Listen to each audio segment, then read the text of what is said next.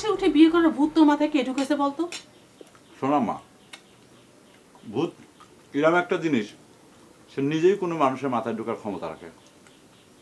আকাশে উঠে বিয়ে করার যে ভূতটা সেটা নিজে থেকে আমার মাথায় ঢুকেছে।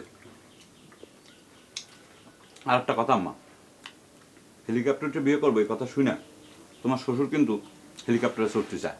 তুমি তোমার শ্বশুরে বুঝায় বলবা, আমি কিন্তু তারা নিতে পারবো না, সেজন্য এই চিন্তা মাথাতে বাদ দেয়। আমি ওইসব কিছু বুঝা টুজা বলতে পারবো না। তোরা দাদা নাতি যা বুঝাবুঝি করা করে নিস। আর হেলিকপ্টার যে ভাড়া করবি টাকা লাগবে না কত? সেটা জানার জন্যই তো ঢাকা যাচ্ছি। শোনো, সকাল সকাল হাত নিয়ে ঢাকা রওনা হতে হবে। আমি গেলাম মা। আচ্ছা। এ ময়না, এ ময়না, এ ময়না, ফিরবি কবে বললি না? কালকে ফিরবো, কালকে। ও দাদা আমি গেলাম।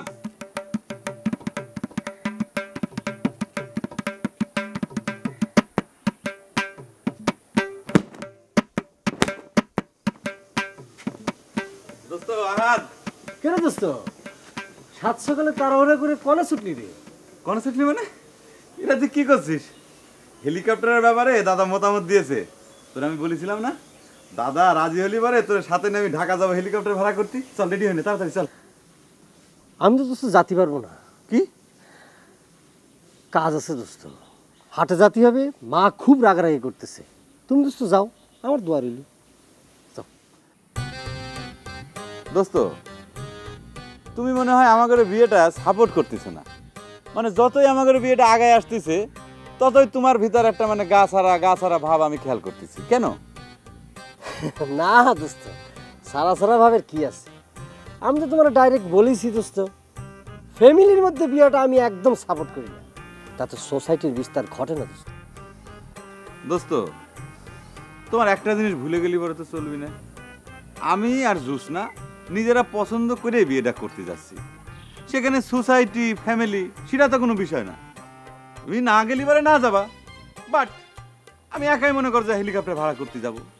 কিন্তু তোমার মনে করো যে হেলটা খুব জরুরি দরকার ছিল, গেলাম।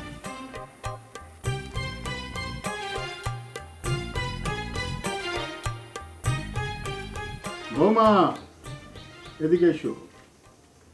আরে আমার নাস্তার টাইম 5 মিনিট পার হয়ে গিয়েছে।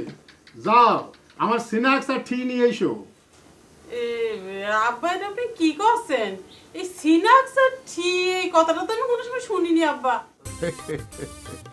এই দেখো, ইংরেজি না জানাটা কত বড় সমস্যা। আরে স্ন্যাক্স মানে হলো গিয়ে হালকা নাস্তা, আর টি মানে হলো চা। আপনার দোহাই লাগে আব্বা, আপনার নাতির কাছ থেকে বিদেশ ভ্রমণ করবেন বলে যে 2-4টি ইংরেজি শিখতেছেন, সেটা যেখানে কাজে লাগবে সেখানে লাগায়। বিদেশ ভ্রমণ কি আমি করব? করবে তোমার ছেলে। জ্যোৎস্নাকে বিয়ে করে হানিমুন করতে যাবে থাইল্যান্ডে। আমি একটু পাশ দিয়ে ঠেলে ঠেলে যাবো আর কি। যাই, আমি আপনার সিনাক্স আর টি বানায় নিয়ে আসি।